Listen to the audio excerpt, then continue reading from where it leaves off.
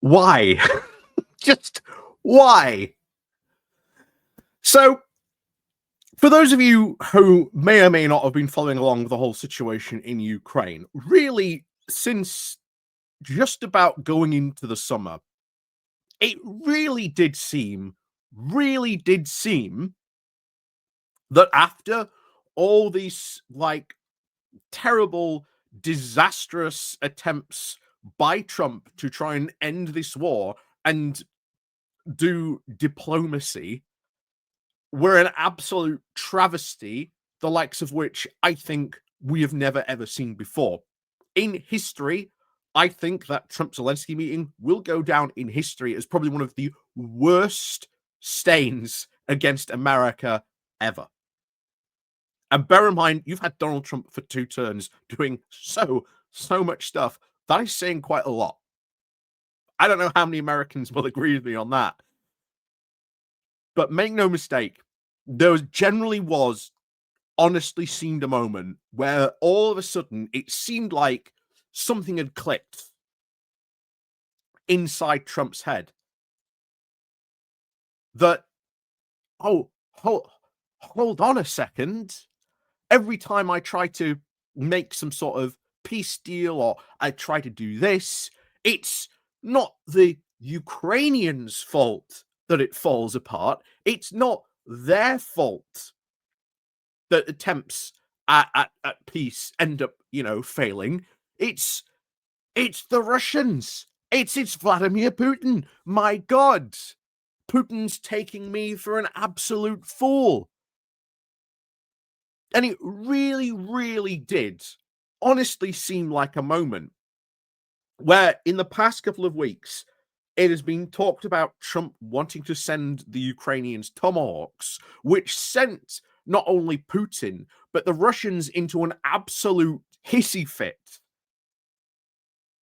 That it might generally seem at this moment, maybe there was a genuine chance at some sort of serious peace proposals potentially going on. Potentially.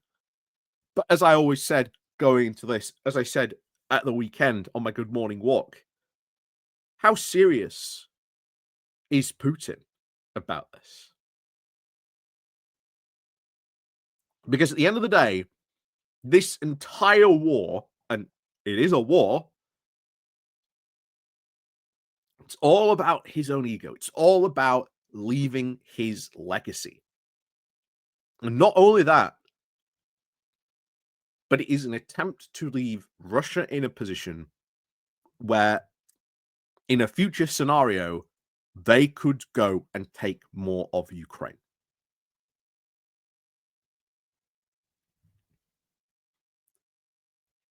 This is what a lot of Ukrainians have been saying for years. That this war for them started really in 2014 when, you had the annexation of Crimea. For a lot of Ukrainians, that has been their experience since then. They do not want this conflict to be frozen and then have to fight this war again in 5, 8, 10 years' time. That is not the position they want to be in.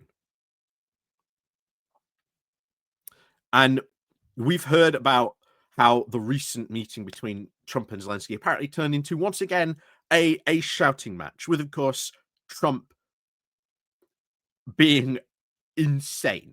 Some of the reports said that apparently he was throwing maps across the room at Zelensky, saying that you have to give up territory. Why does Ukraine have to give up any of its own territory? This has always been the biggest question when people seem to have brought this up as some kind of incredible peace proposal. None of this territory was Russia's to begin with. It was all Ukrainian. And not only that, giving Putin territory for him will be seen as a victory. He will tout it as how wonderful this was. And then what happens to all the Ukrainians in that area? If you were to freeze the line of conflict right now and to give Russia that territory, how many like Ukrainians are behind that line? We've already heard about how brutal like currently the occupation of these areas is. After this war, I will tell you this now, if I was Ukrainian, I would be getting the heck out of Dodge. I would be getting the heck out of Dodge. I would not want to be staying in that area. Even though it would be like, where you might have grown up or lived. Because I think the reprisals that would come after this war from all those Russian troops, where these like Ukrainian civilians, and bear in mind, we've seen some of the videos of what's happened where someone accidentally spoke Ukrainian. It's not good. And I know some people through my JCI time. I know 2 people who lived in Mariupol. They left.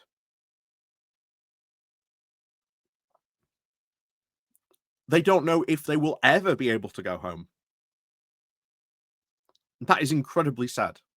Incredibly sad. And yet, one of the things that, of course, Trump says, oh, Ukraine can't win. This is never about winning. And now it would be amazingly brilliant if, like, the Ukrainians could just absolutely just, roll on all the way to Moscow. What an amazing achievement. But that wouldn't start happening. It's not the reality. The best way to end this war is to put the Ukrainians in such a strong position that Putin has to give up all this territory. Because if he wants to continue this, he's going to have to lose a heck of a lot more troops.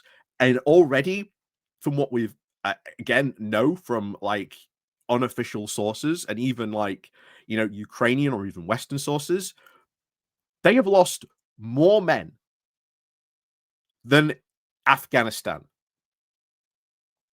This technically makes it one of the most highest losses like the Russian army has ever suffered since World War II.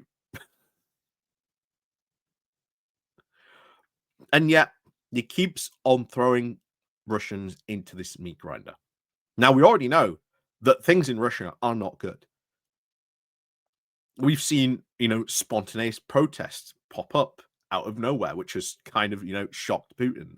You've had the gas lines lining up because there's a fuel shortage in Russia because the Ukrainians have been striking fuel refineries, which has meant that now Russia has had to stop exporting fuel, thus making a potential very bad economic crisis. Russia is going into default.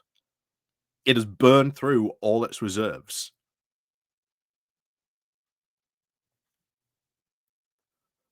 The longer the Ukrainians hold, the worse the situation, becomes for the Russians. And if Trump is gonna, once again abandon Ukraine, this is once again a situation where we as the Europeans have to step up and make sure that Ukraine gets all the support it needs. Generally serious about that. Now, we don't know what's going to happen at this Budapest conference. We've got no idea. But once again, Trump has spoken to Vladimir Putin and he's come out with all like the pro-Russian talking points of like, oh, he doesn't see this as a war. This is just a special operation to him. And oh, Zelensky, you're so lucky because, he can take you out at any time he wanted to.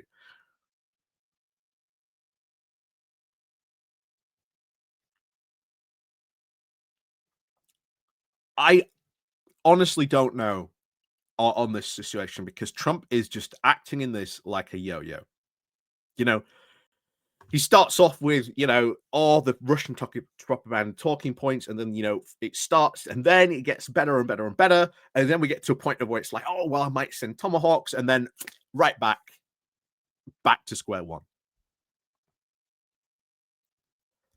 And as you know, an outside observer watching this, it's one thing, but I have no idea what it must be like for, Ukrainians at this point watching all this go on as well. But as always, thank you very much for watching. And of course, as always, let me know what you think about all this going on down below as well. And of course, as always, we'll see you all next time.